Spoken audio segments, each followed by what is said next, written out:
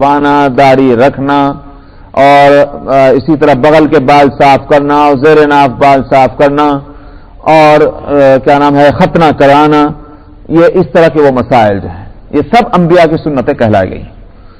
تو انہوں نے ان ساری چیزوں کو پورا کیا. بعض حضرات یہ مسئلہ بھی بتلاتے ہیں، لیکن جو موقع کا جو تقاضا ہے اس کے لحاظ سے بڑی قربانیاں، کیونکہ اللہ تعالیٰ فرماتے ہیں کہ ہم نے پھر اس کو امام بنا دیا، تو معلوم ہوتا ہے بڑی قربانیاں ہی ہیں جس میں آزمایا گیا، اسی کا بدلہ یہ ملا. قال انی جاعلک للناس اماما، اللہ تعالیٰ نے فرمایا میں تمہیں لوگوں کا امام بنا رہا ہوں. اچھا صاحب، ماں باپ اور کو اولاد سے بڑی محبت ہوتی ہے. اس وجہ سے کیا ہوتا ہے کہ جب ماں باپ کو کوئی نعمت ملے کھٹ سے اولاد یاد آنے لگتی کہ میری اس نعمت میں میری اولاد بھی شریک ہونی چاہیے. مان لیجئے کہ آپ ہندوستان سے، پاکستان سے یا کسی اور ملک سے ایسی حالت میں آئے کہ نہ وہاں جائیداد تھی، نہ پراپرٹی تھی، نہ کوئی اچھے گھر تھے، نہ کاریں تھیں، نہ کچھ نہیں تھا مثلا. اب آپ یہاں آئے تو اب آپ کو ساری چیزیں مل گئیں، بچے وہاں ہیں، آپ کیا چاہیں گے؟ مرنے دو ان کو، یا آپ یہ چاہیں گے کہ اس حالت میں میرے ساتھ آ جائیں؟ سمجھ میں آیا؟ تو ماں باپ کو اولاد کی محبت ہے تو اپنی اچھی حالت میں ان کو شریک کرنا چاہتے ہیں. ابراہیم علیہ السلام کو جو خوشخبری ملی کہ مجھے امام بنایا جا رہا ہے، قال ومن ذریتی، ابراہیم علیہ السلام نے کہا خداوندہ اور میری نسل، مطلب یہ ہے کہ یہ امامت جو ہے اس امامت میں میری نسل کو بھی شریک کیا جا رہا ہے، یہ خالی مجھے دی جا رہی ہے. تو اولاد یاد آئی. قال لا ينال عهد الظالمین، اللہ تعالیٰ نے فرمایا کہ میرا یہ عہد جو ہے کہ میں تم کو امامت دے رہا ہوں، ظالم جو اس کو یعنی ظلم کرنے والے وہ میرے اس عہد کو حاصل نہیں کر سکتے. ظلم کرنے والوں سے مراد کیا ہے؟ ظلم کرنے کا مطلب یہ تو اس کا ایک حصہ ہوگا کہ ایک آدمی نے دوسرے آدمی کا تھپڑ مار دیا، ایک آدمی نے دوسرے آدمی کا گالی دے دی. اس کو بھی ظلم کیوں کہیں گے؟ اس لیے کہیں گے کہ اللہ سبحانہ و تعالی نے جو ایک نظام بنایا ہے، قانون معاشرت بنایا، اس کی خلاف ورزی کر رہا ہے. اس لحاظ سے جو اللہ سبحانہ و تعالی کے ساتھ کفر اور شرک کر رہا ہو اس کو کیسے ظلم نہ کہیں گے؟ سمجھنا ہے؟ اگر ظلم یہ ہے کہ ایک آدمی نے دوسرے کا تھپڑ مار دیا تو یہ ظلم کیوں نہیں ہوگا کہ اللہ سبحانہ و تعالیٰ کے ساتھ شرک اور کفر کر رہا ہے؟ یہاں تو سارا کا سارا قانون ہی توڑ رہا ہے وہ اللہ کا. اسی بات سے قرآن شریف میں فرمایا گیا ان الشرک لظلم عظیم، کہ شرک جو ہے وہ ظلم عظیم ہے. یہاں ظالمین سے مراد کون ہیں؟ کہ جو اللہ سبحانہ و تعالیٰ کے قانون کو توڑتے ہیں، کفر شرک کر کے ہو اور یا پھر مزید بڑے بڑے جرم کر کے ہو، گناہ کبیرہ کر کے ہو. یہاں عام فرمایا لا ینال عہد الظالمین. اس سے اس طرف بھی اشارہ ہے کہ ہم نے تو امامت دے دی تھی ان کو، اور ان کی اولاد میں جو ظالم نہیں تھے وہ امامت چلی، لیکن تم نے ظلم کیا ہے. بنی اسرائیل نے ظلم کیا تو میں نے تو پہلے کہہ دیا تھا کہ جو ظالم ہوں گے وہ میرے اس عہد کا ان کو فائدہ نہیں پہنچے گا، میں نے پہلے ہی بتا دیا تھا. اچھا صاحب، وَإِذْ جَعَلْنَا الْبَيْتَ مَثَابَةً لِلنَّاسِ وَأَمْنًا، ابراہیم علیہ الصلوۃ والسلام سے ایک کام لیا گیا. دوسرا کام وہ کیا تھا؟ اسماعیل علیہ السلام کو جہاں چھوڑا ہے ایک وقت گزرنے کے بعد کہا گیا واپس جاؤ وہاں، اور جہاں اسماعیل تمہارا بیٹا رہتا ہے وہاں ہمارے واسطے ایک گھر بناؤ.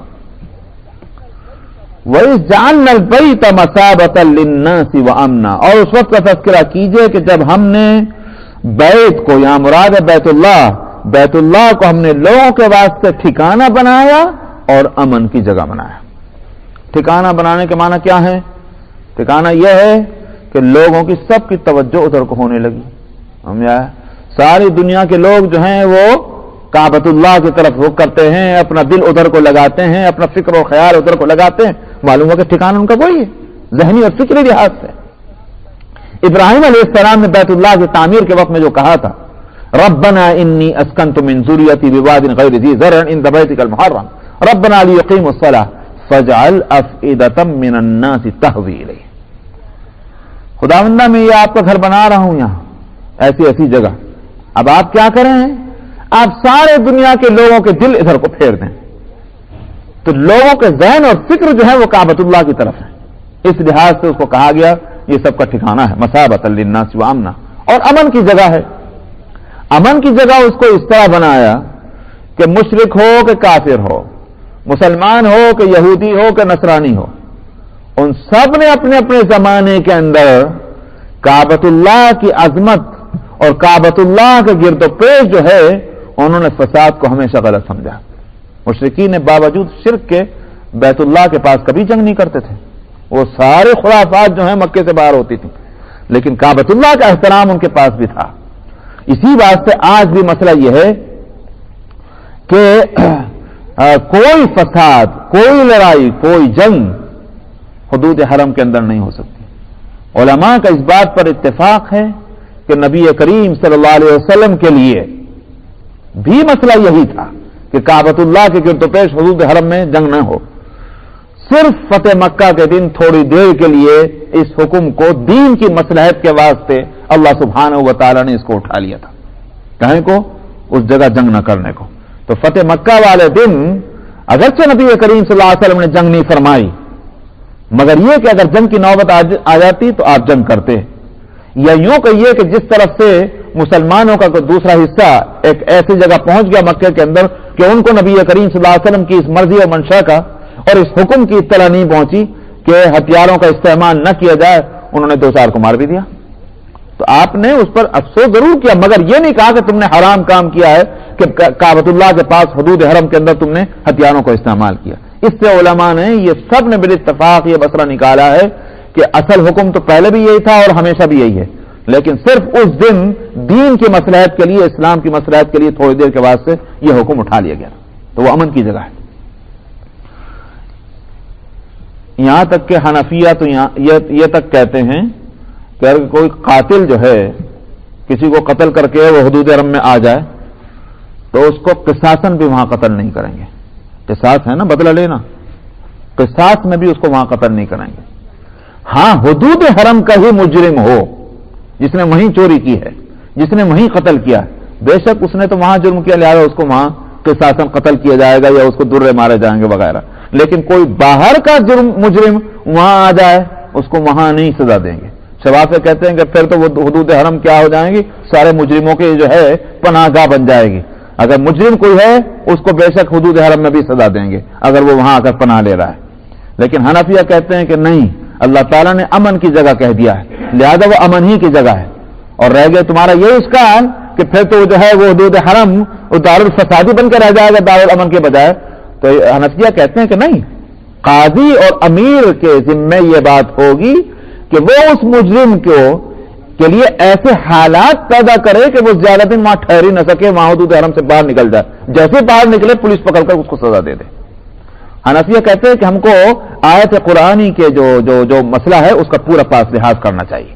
تو بہرحال یہ امن کی جگہ ہے, اس لیے فرمایا کہ ہم نے بیت اللہ کو لوگوں کے لیے ٹھکانہ اور امن کی جگہ بنا دیا. وَاتَّخِذُوا مِن مَّقَامِ إِبْرَاهِيمَ مُصَلًّى, یہ بتانا یہ ہے کہ یہ کتنی عظمت والی جگہ ہے. اور اس کے بعد اللہ نے فرمایا کہ مقام ابراہیم کو مصلی نماز کی جگہ بنا لو. عجیب بات یہ ہے کہ آپ اگر دیکھیں تو سینٹنس جو ہے جملہ اس کا انداز بدل رہا ہے. وَإِذْ جَعَلْنَا الْبَيْتَ مَثَابَةً لِلنَّاسِ وَأَمْنًا, اس میں تو خبر دی جا رہی ہے ہم نے بیت اللہ کو لوگوں کے واسطے ٹھکانہ اور امن کی جگہ بنا دیا. اور اس کے بعد بیچ میں کیا ہے, وَاتَّخِذُوا مِن مَّقَامِ إِبْرَاهِيمَ مُصَلًّى, مقام ابراہیم کو نماز کی جگہ بنا لو. اور پھر سینٹنس پھر بدل رہا ہے, وَعَهِدْنَا إِلَىٰ إِبْرَاهِيمَ وَإِسْمَاعِيلَ, اور ہم نے عہد لیا ابراہیم سے اسماعیل سے. یہ بیچ میں یہ سینٹنس کا انداز کیوں بدلا گیا, اور جو بھی حکمتیں اللہ کو معلوم ہوں گی. لیکن حدیث سے ایک بات معلوم ہوتی ہے, اور وہ یہ کہ جب نبی کریم صلی اللہ علیہ وسلم کے 7 صحابہ بیت اللہ میں پہنچے اور حضرت عمر رضی اللہ عنہ بھی وہیں تھے, تو مقام ابراہیم وہ جگہ ہے, یہ وہ پتھر ہے کہ جس پر ابراہیم علیہ السلام نے کھڑے ہو کر بیت اللہ کی تعمیر کی تھی. اور عجیب بات یہ تھی کہ اللہ سبحانہ و تعالیٰ کی طرف سے وہ پتھر جو ہے وہ ایلیویٹر کا کام دیتا تھا. تو جتنا اوپر کو جانا پتھر اوپر کو جائے, اور جتنا نیچے کو آنا پتھر بھی نیچے کو آ جائے. ابراہیم علیہ السلام کے لیے بڑا مددگار تھا وہ پتھر.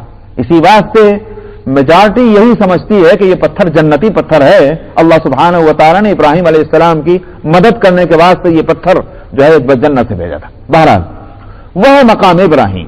پہلے وہ بالکل بیت اللہ سے قریب تھا, اور اس کے بعد جب طواف کرنے کے اندر دشواریاں پیش آئیں تو اس کو تھوڑا فاصلے پر کر دیا گیا اور اب بہت صدیوں سے وہ اسی جگہ پر ہے.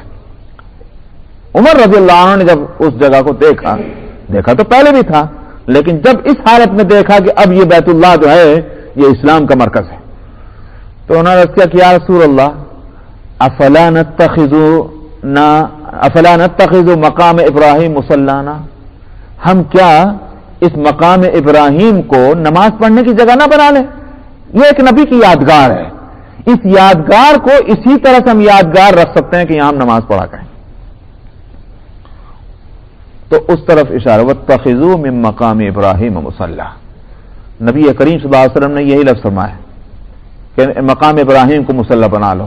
اللہ یعنی اسی لفظوں کو جو نبی نے فرمائے تھے اس کو باقی رکھا اور اس جگہ انہی لفظوں سے اس حکم کو اتار دیا. واتخذوا من مقام ابراہیم مصلی، مقام ابراہیم کو نماز کی جگہ بنا لو. اب کیا ہے کہ آپ طواف کریں، چاہے عمرے کا طواف ہو، چاہے وہ حج کا طواف ہو یا نفلی طواف، کوئی بھی طواف آپ کر رہے ہوں، طواف مکمل ہی نہیں ہوگا جب تک کہ طواف کر لینے کے بعد وہ 7 چکر بیت اللہ کے لگانے کے بعد آپ 2 رکعت نماز نہ پڑھ لیں.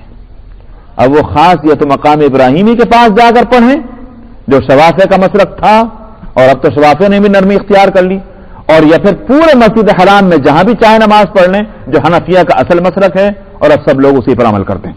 حنفیہ کی نظر بڑی گہری ہے، انہوں نے پہلے ہی دیکھ لیا تھا کہ اگر ہم نے یوں کہا کہ مقام ابراہیم پر ہی سب نماز پڑھیں، کتنے لوگ نماز پڑھیں گے؟ تو ملینز لوگ اگر جائیں گے تو ملینز لوگ اگر نماز مقام ابراہیمی پر 2 رکعت پڑھیں کس کو موقع ملے گا؟ پورا سال گزر جائے گا انتظار کرتے کرتے. ان کا پورے مسجد حرام جو ہے وہ مقام ابراہیم ہے. تو یہ اس مقام کی عظمت کو اللہ سبحانہ و تعالی نے اس طرح سے اس کو یادگار بنا دیا. واتخذوا من مقام ابراہیم مصلی وعہدنا الی ابراہیم واسماعیل ان طہر بیتی للطائفین والعاکفین ورکع السجود، اور ہم نے عہد لیا ابراہیم سے اور اسماعیل سے کہ میرے گھر کو تم پاک کرو طواف کرنے والوں کے لیے اور اعتکاف کرنے والوں کے لیے اور رکوع کرنے اور سجدہ کرنے والوں کے لیے ہم نے عہد لیا. یہاں بتانا یہ ہے کہ یہ اہل مکہ جو ہیں انہوں نے کیا کیا، اپنے کو کہتے تو ہیں کہ اولاد ابراہیم میں ہیں اور یہ بھی کہتے ہیں کہ ہم طریقہ ابراہیمی پر ہیں اور ہم جو ہے خادم ہیں بیت اللہ کے اور کعبۃ اللہ کے، لیکن انہوں نے حرکت یہ کی کہ 360 بت لا کے رکھ دی، تو گندگی تو لا کر خود بیت اللہ کے اندر رکھ دی اور کہتے یہ ہیں کہ ہم تو ابراہیم کے وارث ہیں. کیسے وارث ہوئے تم؟ ابراہیم کا وارث وہ ہوگا کہ جو عہد ہم نے ابراہیم سے لیا تھا اور اس کے بیٹے اسماعیل سے لیا تھا اس عہد کو پورا کرنے والا ہو. تو نبی کریم صلی اللہ علیہ وسلم اس عہد کو پورا کر رہے ہیں کہ اس پورے ایریے کو شرک اور بت پرستی سے پاک کر رہے ہیں. ہو گیا؟ اچھا یہ بات سورہ البقرہ آیت نمبر 126.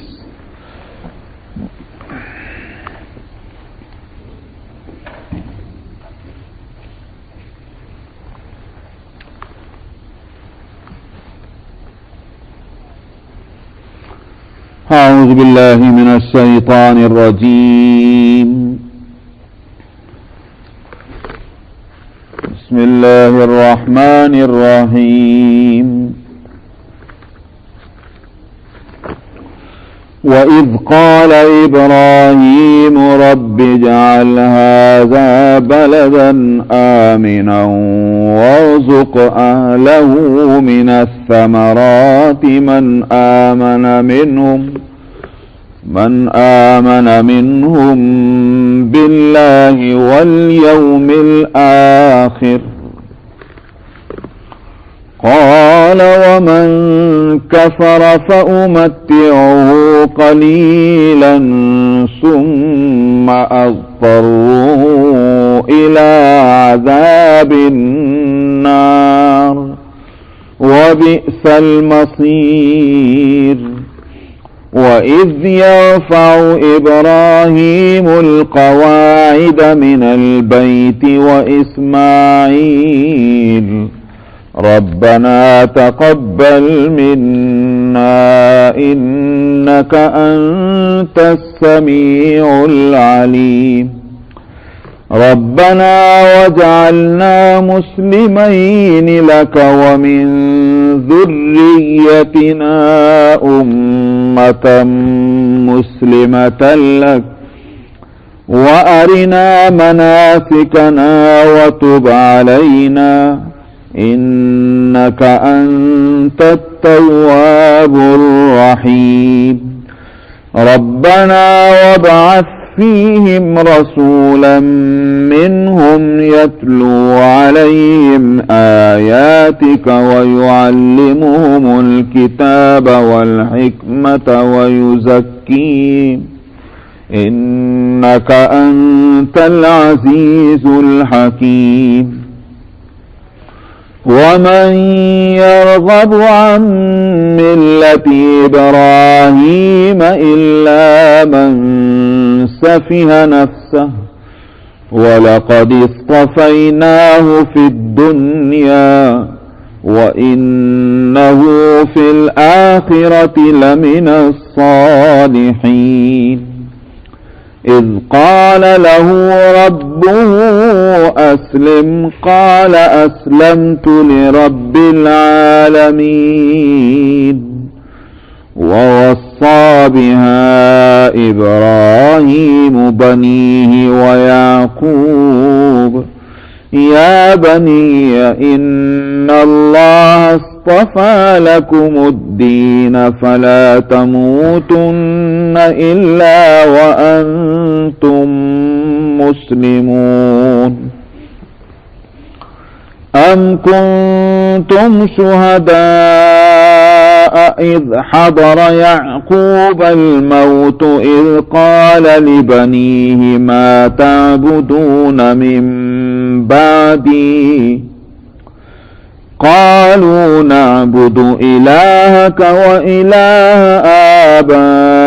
آبائك إبراهيم وإسماعيل وإسحاق إلها واحدا ونحن له مسلمون تلك أمة قد خلت لها ما كسبت ولكم ما كسبتم ولا تسألون عما كانوا يعملون وقالوا كونوا هودا أو نصارى تهتدوا قل بل ملة إبراهيم حنيفا وما كان من المشركين صدق اللہ العظیم. تو گزشتہ آیت میں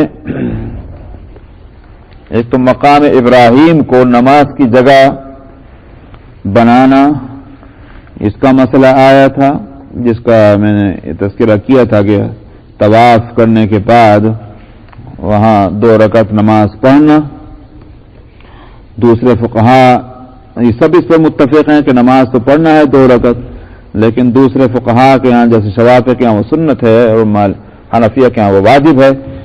تو وہ مقام ابراہیم کی اس سے عظمت معلوم ہوتی ہے، اور ظاہر ہے کہ مقام ابراہیم کی عظمت اس لیے ہے کہ حضرت ابراہیم علیہ السلام با عظمت تھے. دوسری بات اس آیت میں یہ بھی آئی تھی کہ ہم نے ابراہیم اور اسماعیل سے یہ عہد لیا تھا کہ وہ میرے گھر کو پاک رکھیں گے طواف کرنے والوں اور اعتکاف کرنے والوں اور رکوع و سجدہ کرنے والوں کے لیے. دنیا کی اور تمام مسجدیں یہ سب بنائی جاتی ہیں نماز پڑھنے کے واسطے. ان ساری مسجدوں کا سب سے بڑا استعمال جو جس کے لیے وہ مسجد بنائی گئی وہ نماز ہے. تلاوت قرآن اس کے لیے مسجد نہیں بنی، وہ الگ بات ہے کہ تلاوت کی جانی چاہیے اور کر سکتے ہیں. ذکر و شغل، تسبیح، واعظ، نصیحت، درس یہ سب وہاں ہو سکتا ہے، مگر مسجد اس کے لیے نہیں بنی. مسجد بنائی گئی کہیں کے لیے؟ نماز کے واسطے. اس واسطے اگر سارے کام کرتے رہیے مگر نماز نہ پڑھیے تو آپ کیا کہیں گے؟ یہ تو مسجد کا صحیح استعمال نہیں ہو رہا ہے. مسجد تو بنائی گئی ہے نمازی کے واسطے. لیکن مسجد حرام جو ہے جہاں کعبۃ اللہ ہے، اس کے تعلق سے ایک بات یہ معلوم ہوتی ہے کہ نماز کے لیے تو ہے ہی، مگر اس سب سے بڑھ کر جو اصل اس کا سب سے عظیم الشان کام ہے نمبر 1 وہ ہے اس کا طواف کرنا. یہ بات کہاں سے سمجھ میں آئی؟ جو آیت گزری ہے اس میں انطہر بیتیہ، میرے گھر کو پاک کریں، کائیں کے لیے؟ طواف کرنے والوں کے لیے. پہلا تذکرہ طواف کرنے والوں ہی کا ہے، اور ظاہر بات ہے کہ جو چیز اہم ہوتی ہے اسی کو پہلے لایا جاتا ہے. سمجھا؟ آپ کہیں گے بھائی مسجد کہیں کے واسطے بنائی جاتی، آپ کہیں گے بھائی نماز پڑھنے کے واسطے، اللہ کو یاد کرنے کے واسطے. سمجھا؟ جو چیز اصل ہوگی اس کو آپ پہلے لائیں گے. تو مسجد حرام اس کا اصل کام جو ہے وہاں سے متعلق وہ ہے طواف کرنا. اسی واسطے فقہاء نے اس سے مسئلہ نکالا ہے کہ اور مسجدوں کے اندر ان مسجدوں کا حق کیا ہے کہ آپ مسجد میں داخل ہوں 2 رکعت تحیۃ المسجد پڑھ لیں. مسجد حرام میں جب آپ جائیں گے وہاں کا حق کیا ہے؟ وہاں تحیۃ المسجد نہیں ہے، وہاں کا حق یہ ہے کہ طواف کریں. تو اور مسجدوں میں اس اور مسجد حرام میں اس لحاظ سے فرق ہے، ورنہ اور مسائل کے لحاظ سے جو بھی مسئلے ہیں آداب سے متعلق وہ اور مسجدوں کے اور اس کے یکساں ہیں. مثلا ناپاکی کی حالت میں نہیں جا سکتے، دنیا جہاں کی باتیں نہیں کر سکتے، خشوع اور خضوع کے ساتھ جانا چاہیے وغیرہ وغیرہ. اس حد تک تو وہ ساری مسجدیں یکساں ہیں، لیکن ان چند باتوں میں وہ اوروں سے مختلف ہے. تو طواف کرنا جو ہے وہ وہاں کا عظیم الشان اور اہم کام ہے. اسی بات سے اور مسجدوں کے اندر تو مسئلہ یہ ہے کہ بدقسمتی یہ ہے کہ اب ہم کس کو بتائیں، لوگ سمجھتے نہیں مسئلوں کو. یہاں نماز پڑھ لیں گے وہاں نماز پڑھ لیں گے، یہ نہیں دیکھنے کے کہ بھائی آگے سے لوگ گزریں گے نہیں گزریں گے. اب کہتے ارے بھائی وہاں بھی تو مکے میں بھی تو یہ ہوتا ہے. ارے بھائی مکے کا مسئلہ دوسرا ہے، وہاں طواف چونکہ مقصود ہے، اس جگہ کی خصوصیت یہی ہے، طواف کو نہیں روکا جا سکتا. اب ظاہر ہے کہ نماز پڑھنے والے نماز پڑھیں گے، 2 ہی صورتیں ہیں، یا تو کہیے کہ بھائی طواف روک، کب تک روکیں گے؟ دنیا کے لوگ آ رہے ہیں وہاں نوافل پڑھ رہے ہیں، وہاں نمازیں پڑھ رہے ہیں، تو طواف کو روک دیں گے تو طواف تو روکا ہی رہے گا. حالانکہ وہاں کی عظیم الشان عبادت طواف ہے. تو اس واسطے وہاں ایگزمپشن ہے، طواف کرنے والے طواف کرتے رہیں، نماز پڑھنے والے نماز پڑھتے رہیں. وہاں اس کی کوئی ضرورت نہیں کہ آگے سترا لگایا جائے. بس وہاں تو یہ ہے کہ سجدے کے سامنے سے آدمی نہ گزرے، یعنی جس جگہ پہ سجدہ کر رہے ہیں نمازی اور اس کے سجدے کے بیچ سے آدمی نہ گزرے. لیکن اور جگہ یہ نہیں ہے. ہاں ایک صورت ہے، اور وہ یہ کہ مثال کے طور پر بہت بڑا میدان ہے، مثال کے طور پر بہت بڑا حال ہے یا بہت بڑی مسجد ہے. اب اگر یہ پابندی لگا دیجئے کہ صاحب نمازی کے سامنے سے گزرے یہ نہیں، تو لوگوں کے واسطے سخت تنگی ہو جائے گی. وہ الگ بات ہے کہ نمازی کو ایسی جگہ کھڑا ہونا چاہیے کہ جہاں آدمی لوگوں کو سامنے سے گزرنا ان کے لیے دشوار نہ رہے، پریشانی کا سبب نہ ہو، ایسی جگہ نماز پڑھے. لیکن اب نماز پڑھنے والا تو نماز پڑھ رہا ہے، تو گزرنے والا کیا کرے؟ اس لیے اگر بہت بڑی جگہ ہے، بڑا میدان ہے، بہت بڑا حال ہے، وہاں فقہاء نے اس کی اجازت دی ہے، گنجائش نکالی ہے. یوں کہیے کہ یہ گنجائش ضرورتاً ہے، جیسے حرم مکی کے اندر گنجائش ضرورتاً ہے. ورنہ اصل حکم کیا ہے؟ اصل حکم یہ ہے کہ نمازی کے سامنے نہ گزرو. نبی کریم صلی اللہ علیہ وسلم کی حدیث یہ ہے کہ اگر لوگوں کو نمازی کے سامنے سے گزرنے کا گناہ معلوم ہو جائے تو 40 تک کھڑے رہ جائیں. اور وہ راوی 40 کا عدد تو نقل کرتے ہیں 40، لیکن اس کے بعد یہ کہتے ہیں کہ اب یہ یاد نہیں رہا کہ آپ نے 40 دن کہتے، 40 مہینے کہتے، 40 سال کہتے. سمجھ میں آیا؟ تو اس لیے فقہاء کہتے ہیں کہ جب راوی خود یہ کہہ رہے ہیں کہ 40 سال بھی ہو سکتا ہے کہا ہو سکتا ہے 40 مہینے کا ہو، تو 40 سال جو ہے ٹھہرنا گوارا کر لے مگر نمازی کے سامنے سے نہ گزرے. تو کوئی بڑی بات تو ہے نا. سوال یہ کہ آپ جو اس کی اتنی برائی بتلا رہے ہیں ہم اس کو بہت ایزی لیں. سمجھ میں آئے؟ ہمیں اس اہتمام کرنا چاہیے. نہ تو نماز پڑھنے والا ایسی جگہ نماز پڑھے، اس لیے کہ فقہاء یہی کہتے ہیں کہ نماز پڑھنے والے کو بھی اس کو دیکھنا چاہیے کہ ایسی جگہ نماز نہ پڑھے کہ گزرنے والے گزرے اور وہ گنہگار ہو. ان کے گنہگار بننے کا سبب یہ شخص بن رہا ہے. سمجھ میں آیا؟ تو دوسرے کو گنہگار بنانے والا کام کرنا بھی تو گناہ ہے. اس لیے مسجد حرام کے مسئلے دوسرے ہیں. وہاں آپ دیکھتے ہیں کہ تراویح بھی ہو رہی اور طواف بھی چل رہا. کیوں؟ تراویح سنت ہے. سمجھ میں آیا؟ اور وہ تراویح کہیں بھی پڑھ سکتے ہیں، یہ ضروری نہیں کہ آپ وہاں پڑھیں. لیکن طواف نہیں ہو سکتا، طواف کہیں اور نہیں ہو سکتا. تراویح تو کہیں بھی ہو سکتی لیکن طواف نہیں ہو سکتا. اس لیے کیا ہے، آپ جو دیکھتے ہوں گے وہاں رمضان میں کہ طواف چل رہا ہے اور کیا نام ہے تراویح پڑھنے والے تراویح بھی پڑھنے ہیں، بالکل صحیح، اس میں کوئی فقہ کے اعتبار سے کوئی غلطی نہیں ہے، وہ صحیح ہو رہا ہے جو کچھ ہو رہا ہے، اس لیے کہ وہ وہاں کی خصوصیت یہ ہے کہ وہاں طواف عظیم الشان عبادت ہے وہاں سے متعلق۔ ایک روایت کے اندر یہ آتا ہے نبی کریم صلی اللہ علیہ وسلم نے فرمایا بیت اللہ کی نسبت سے اللہ سبحانہ و تعالیٰ نے 100 رحمتیں رکھی ہیں۔ مطلب یہ 100 کا عدد اس لیے ہے کہ تاکہ وہ تقسیم بتا دی جائے، ورنہ مطلب یہ نہیں ہے کہ آپ واقعتاً 100 کا مطلب 100 ہی نہیں، 100 سے مطلب یہ ہے کہ اس کی تقسیم کس طرح ہے۔ جیسے آپ پرسنٹیج نکالتے ہیں تو آپ کہتے ہیں مثال کے طور پر 10%، 40%، اس کا مطلب یہ نہیں کہ 10 ہی ہیں، 20 ہی ہیں، 40 ہی ہیں، وہ تو پرسنٹیج بتانے کے لیے۔ تو آپ نے فرمایا کہ 100 رحمتیں رکھی، 40 رحمتیں تو ہیں طواف کرنے والوں کے لیے، اور آپ نے فرمایا کہ 40 رحمتیں ہیں اس میں نماز پڑھنے والوں کے لیے، رہ گئی 20، فرمایا 20 ہیں بیت اللہ کو دیکھنے والوں کے لیے۔ تو اس طرح سے 100 رحمتیں ہیں اللہ نے، تو معلوم ہوا کہ 40% جو ہے وہ طواف کرنے والوں کو، 40% نماز پڑھنے والوں کو، اور 20% جو ہے وہ ہیں جو خالی بیٹھ کر کے بیت اللہ کو دیکھا کریں، اس کا دیکھنا بھی جو ہے وہ ثواب کی بات ہے۔ وَإِذْ قَالَ إِبْرَاهِيمُ رَبِّ اجْعَلْ هَٰذَا بَلَدًا آمِنًا، اس وقت کا تذکرہ کیجئے جب ابراہیم نے یہ کہا خداوندہ اس جگہ کو امن والا شہر بنا دیجئے۔ میں جو ترجمہ میں کر رہا ہوں اس کو غور سے سنا، اس جگہ کو امن والا شہر بنا دیجئے۔ اچھا صاحب، یہ میں نے اس لیے کیا کہ ھذا بلدن آمنن یہاں فرمایا، اور اگر آپ چلے جائیں صفحہ نمبر 630 پہ سورہ ابراہیم میں، اور وہاں آیت نمبر ہے 35، وہاں ہے یہی تذکرہ جو وہاں آیا ہے، وہاں ہے وَإِذْ قَالَ إِبْرَاهِيمُ رَبِّ اجْعَلْ هَٰذَا الْبَلَدَ آمِنًا، یہاں ھذا بلدن ہے، وہاں ھذا البلد آمنًا، دونوں میں کچھ فرق ہے عربی گرامر کے لحاظ سے۔ ھذا بلدن آمنًا کے معنی تو وہی ہے جو میں نے کیے، اس جگہ کو امن والا شہر بنا دیجیے، اور سورہ ابراہیم میں جو لفظ آ رہا ہے ھذا البلد آمنًا، اس کا ترجمہ کریں گے اس شہر کو امن والا بنا دیجیے۔ دونوں میں فرق کیا ہوا؟ فرق یہ ہے کہ جس وقت حضرت ابراہیم علیہ السلام بیت اللہ کی تعمیر کر رہے تھے وہاں تو کچھ بھی نہیں تھا، حضرت اسماعیل تھے، ایک آدھا آدمی اور ہوگا جو قافلہ والا ایک آدھا آ کر وہاں ٹھہر گیا تھا، ورنہ وہاں بیت اللہ بنانے کے بعد وہاں کوئی آبادی نہیں تھی۔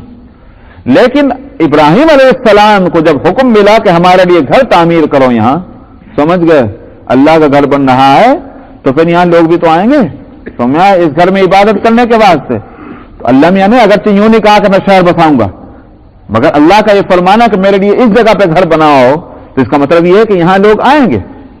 ابھی تک وہ جگہ ہے شہر نہیں بنی ہے، لیکن ابراہیم نے علیہ الصلوۃ والسلام اپنی فراست سے اور اپنی سمجھ سے اس بات کو سمجھ لیا کہ یہاں شہر بنے گا، تو کہا اس جگہ کو آپ امن والا شہر بنا دیں۔ اور وہ جو ہے سورہ ابراہیم میں وہ ہے کہ ابراہیم علیہ السلام کچھ عرصے کے بعد پھر واپس تشریف لائے، بار بار آئے، کئی مرتبہ ابراہیم علیہ السلام فلسطین سے مکہ مکرمہ حاضر ہوئے ہیں حضرت ابراہیم علیہ الصلوۃ والسلام، تو جب پھر آنا ہوا تو وہ تو شہر بن گیا تھا، لوگ آ کر آباد ہونے لگے تھے۔ اس وقت پھر انہوں نے وہی دعا مانگی، اور اس وقت کا خداوندہ اس شہر کو، اس بستی کو امن والی بستی بنا دیجئے۔ تو دونوں جگہ میں یہ فرق ہے، اس سے معلوم ہوا کہ 2 مرتبہ ایک ہی دعا کی تھی ابراہیم علیہ الصلوۃ والسلام نے، خداوندہ اس جگہ کو امن والا شہر بنا دیجئے۔ وَارْزُقْ أَهْلَهُ مِنَ الثَّمَرَاتِ، اور اس کے رہنے والوں کو آپ پھلوں میں سے رزق عطا فرمائیے۔ من الثمرات یہاں مراد پھل ضروری نہیں کہ درختوں ہی کے پھل ہوں، کیونکہ یجبا الی ثمرات کل شیء رزقا من لدنا، قرآن شریف میں یہ لفظ بھی آ رہا ہے، یجبا الیہ ثمرات کل شیء، اصل میں اس کا ترجمہ ہے کھچ کھچ کر چلے آئے ہیں مکے کی طرف ہر چیز کے جو ہیں پھل۔ تو ہر چیز کا پھل کیا مطلب ہوا؟ بعض مفسرین نے شروع میں تو یہ ترجمہ کیا تھا ہر قسم کے پھل، لیکن کل شیء اصل اس کا ترجمہ ہے ہر چیز، شیء کہتے ہیں چیز کو، ہر چیز کا پھل۔ تو ثمرہ اصل میں جیسے درخت کے پھل کو کہتے ہیں، آپ اردو میں بھی اس کو پھل ہی تو بولتے ہیں نا بھائی، لیکن آپ پھل کا لفظ کسی اور چیز کے لیے بھی استعمال کرتے ہیں، جس کو آپ انگلش میں کہتے ہیں ریزلٹ، اردو میں آپ اس کے لیے لفظ لاتے ہیں نتیجہ. تو آپ کہتے ہیں بھائی یہ میری محنت کا پھل ہے. تو وہ پھل آپ لفظ استعمال کر رہے ہیں وہ محنت کے نتیجہ ہے, وہ محنت کا رزلٹ ہے وہ, لیکن آپ اس کے لیے پھل کا لفظ استعمال کر رہے ہیں. ثمرات کل شیء کے مراد یہ ہے ہر چیز کا پھل, یعنی مطلب یہ کہ ہر طرح کی چیز ہے. تو وہ عام ہو گیا یجبا الیہ ثمرات کل شیء رزقا من لدن. تو ابراہیم علیہ السلام نے دعا فرمائی, خداوندہ یہاں کے رہنے والوں کو ہر چیز جو ہے وہ آسانی کے ساتھ مل جائے, ان کو پریشانی نہ ہو. کیوں دعا کی تھی؟ علماء بڑی اچھی بات کہتے ہیں, سمجھا؟ اور وہ کہتے ہیں کہ ابراہیم علیہ الصلوۃ والسلام کی نبی تھے, رسول تھے, اور بڑے اونچے درجے کے نبی اور رسول. وہ جب کوئی دعا مانگ رہے ہوں تو اس کے اندر کوئی نہ کوئی آخر اپنی اولاد کا, اور وہ لوگ خاص طور پر جو وہاں رہنے والے ہیں, تو وہاں رہنے والے ہونے کی وجہ سے ان کا کوئی نہ کوئی فائدہ اس میں ہونا چاہیے. وہاں رہنے والا ہونے کی وجہ سے فائدہ کیا تھا؟ تو مفسرین اور علماء کہتے ہیں کہ دراصل مقصود یہ تھا کہ یہ لوگ جو یہاں کے رہنے والے ہوں, اگر یہ محنت اور مزدوری کے اندر لگ جائیں گے, ان کے ٹائم, ان کی انرجی اس میں لگے گی, تو بیت اللہ کا حق ادا کرنے سے کوتاہی کریں گے.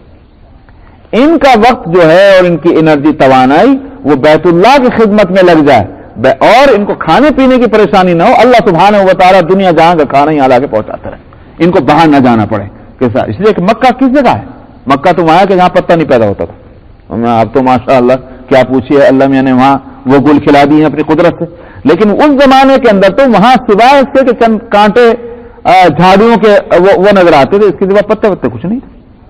تب اس صورت میں جس کو کھانا ہے, جس کو پینا ہے, جس کو کپڑے چاہیے, جس کو برتن چاہیے, وہ کہاں جائے گا؟ ظاہر ہے کہ اس کو دوسرے کو جانا پڑے گا, دوسرے شہروں میں, دوسرے ملکوں میں جانا پڑے گا. ابراہیم علیہ الصلوۃ والسلام کی دعا کا حاصل کیا؟ خداوندہ ان کو جانا نہ پڑے, چیزیں ان کے پاس آ جائیں, تاکہ ان کا وقت جو ہے وہ بیت اللہ کی تعمیر میں لگ جائے, بیت اللہ کی آباد کرنے میں, بیت اللہ کی خدمت کرنے میں. اسی سے فقہا نے یہاں سے مسئلہ یہ نکالا ہے کہ مسجد کی خدمت کرنے والے جو لوگ ہیں, دنیا کی جو بھی مسجدیں ہیں, ان کی خدمت کرنے والوں کو اگر کمانے سے مستغنی کر کے ان کے کھانے پینے کا انتظام کر دیا جائے تو یہ اچھی بات ہوگی. یہ خود اس سے مسئلہ نکل رہا ہے جو ابراہیم علیہ الصلوۃ والسلام نے اہل مکہ کے لیے دعا کی تھی, وہیں سے یہ مسئلہ نکلتا ہے. تو تاکہ وہ مسجد کی خدمت کر سکیں. اگر وہ کمانے چلے گئے تو نہ مسجد کھلے گی, نہ مسجد صاف ہوگی, نہ مسجد میں نماز ہوگی. بھائی وہ رہیں گے کم سے کم اس سے ایک فائدہ ہوگا. اس سے یہ مسئلہ نکالا گیا. وَارْزُقْ أَهْلَهُ مِنَ الثَّمَرَاتِ, اور اس جگہ کے رہنے والوں کو آپ ہر طرح کے پھل فروٹ سے رزق عطا فرما. من آمن منہم باللہ والیوم الآخر, اور یہ نعمت ان کو ملے ان میں سے کہ جو اللہ پر اور یوم آخرت پر ایمان لائیں. بات ایک لحاظ سے صحیح بھی تھی. بھائی دعا کا مقصد کیا تھا؟ میں نے جیسے کہا کہ اس کا مقصد یہ تھا کہ بیت اللہ کی خدمت میں لگے رہیں, اس میں کوتاہی نہ ہو. اسی واسطے تو ان کے واسطے کھانے پینے کے انتظام کرنے کے واسطے دعا کر رہے ہیں. تو نظر تو اس پر تھی ان کی, اس لیے کہا کہ جو ایمان لائے اللہ پر اور یوم آخرت پر, ان کو آپ کی طرف سے رزق ملنا چاہیے, اور جو ایسے نہ ہو ان کو کیا ضرورت ہے, جائیں دھکے کھائیں. ابراہیم علیہ السلام کی نظر تو اس پر تھی. اللہ سبحانہ و تعالیٰ کی کا معاملہ تو دوسرا ہے. تو وہ انبیاء چاہے کتنے بھی اللہ کے محبوب اور پیارے ہوں, اللہ کا اپنا ایک قانون ہے, تو وہ قانون تو کسی کی وجہ سے نہیں بدل سکتے. اللہ تعالیٰ نے فرمایا قال ومن کفر فأمتعه قلیلا. رزق کا معاملہ جہاں تک ہے وہ تو ہمارے کو دیتے ہیں, مومن کو تھوڑی دیتے ہیں خالی.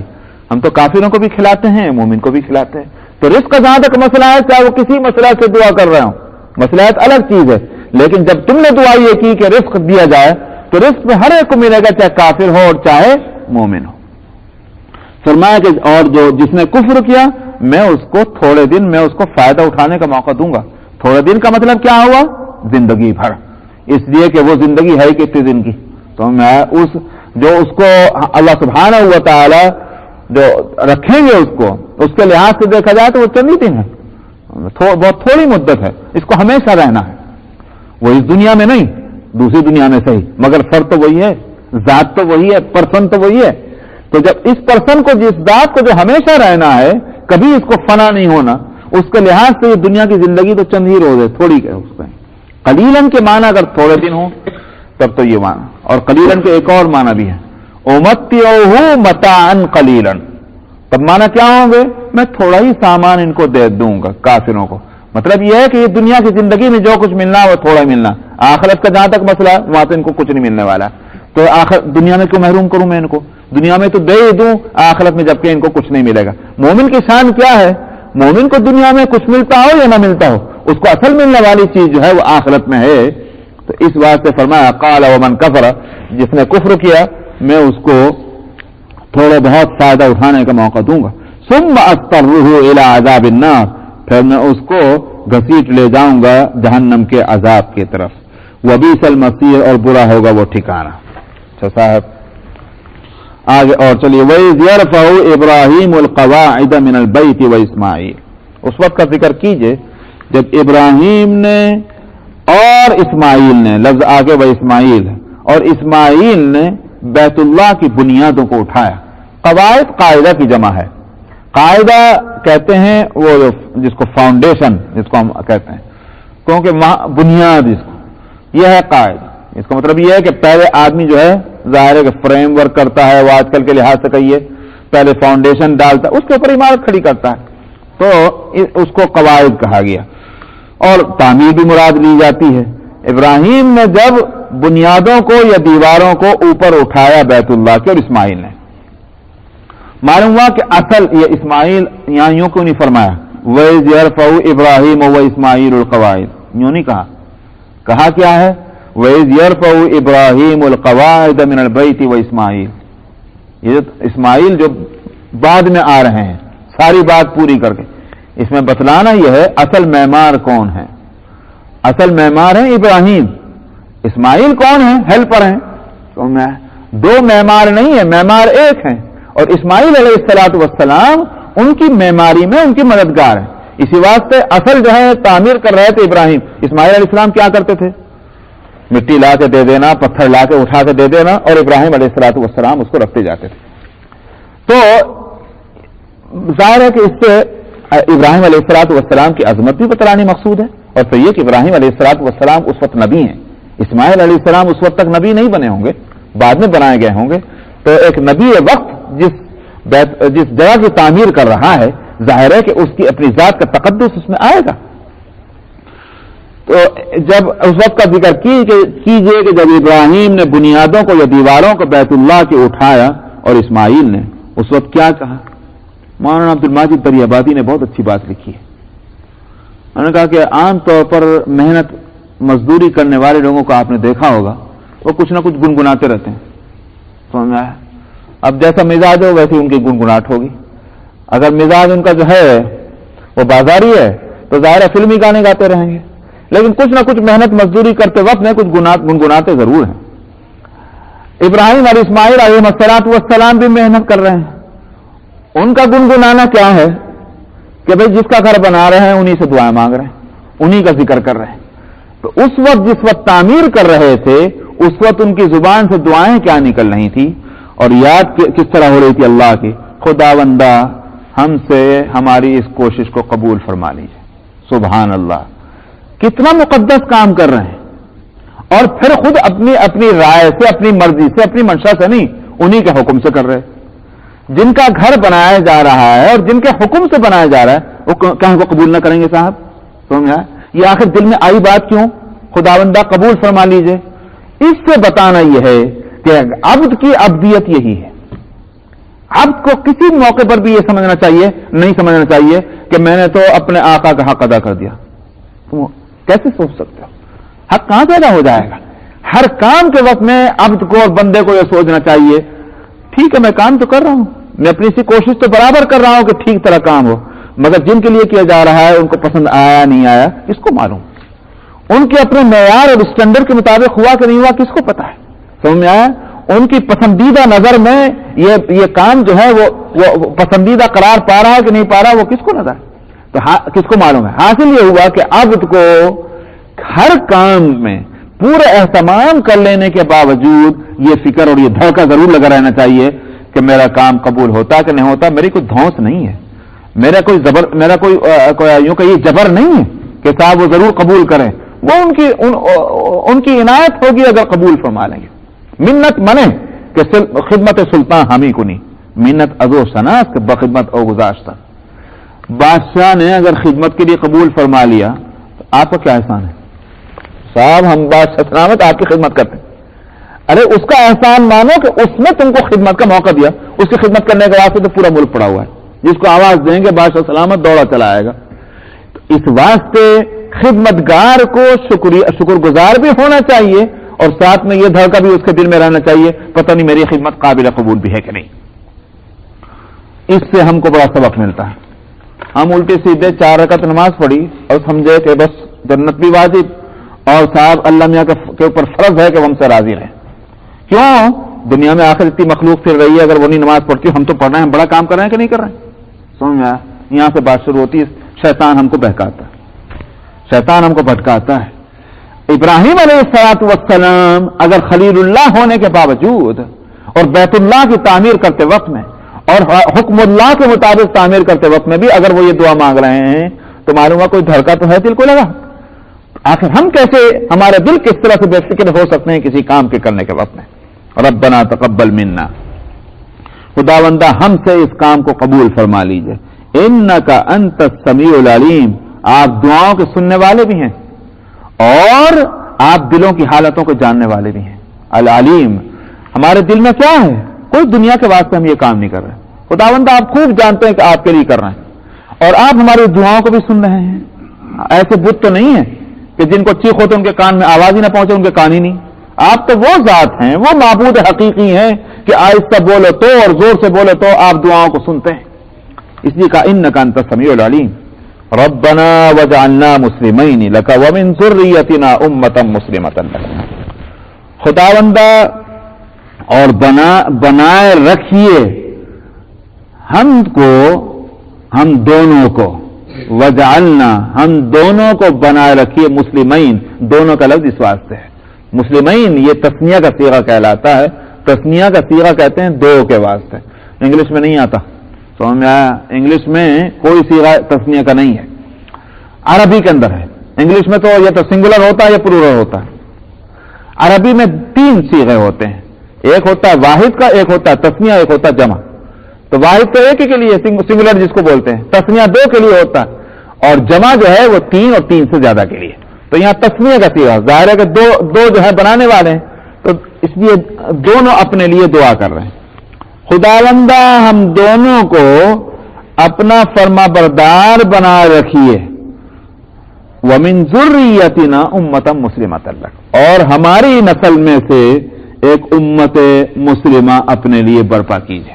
اچھا صاحب, مسلمین یہاں میں نے ترجمہ فرما بردار کا کیا اس لیے کہ اسلام کہتے ہی ہیں فرما برداری کو, بلکہ فرما برداری بھی کیسی, اصل جو اگر ترجمہ اس کا کوئی ہو سکتا ہو تو فارسی میں تو ترجمہ کہتے ہیں سر نہادن, جس کو ہمارے یہاں کہتے ہیں سر جھکا دینا. سر تسلیم خم ہے جو مزاج یار میں آئے, یہ ہے اسلام. جس کو انگلش میں کہتے ہیں سرنڈر ہو جانا. ہماری کوئی اب اس میں ہمارا کوئی اختیار نہیں, کوئی چوائس, کوئی ہمارے لیے وہ سلیکشن اور انتخاب کی کوئی صورت نہیں.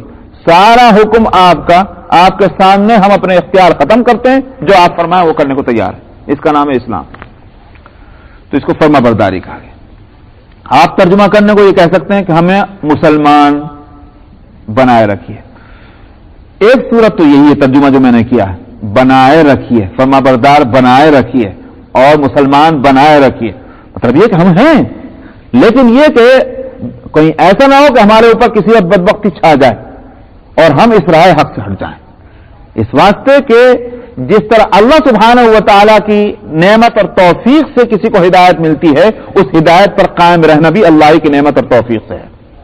جیسا کہ حدیث میں آتا ہے, نبی کریم صلی اللہ علیہ وسلم نے فرمایا, ایک شخص کہ جو زندگی بھر لوگوں کی نظروں میں تو یہ ہے کہ وہ اللہ کی اطاعت کر رہا ہے, لیکن مرنے سے تھوڑی دیر پہلے جو ہے وہ کفر کر جاتا ہے, وہ جہنم کا مستحق بن جاتا ہے.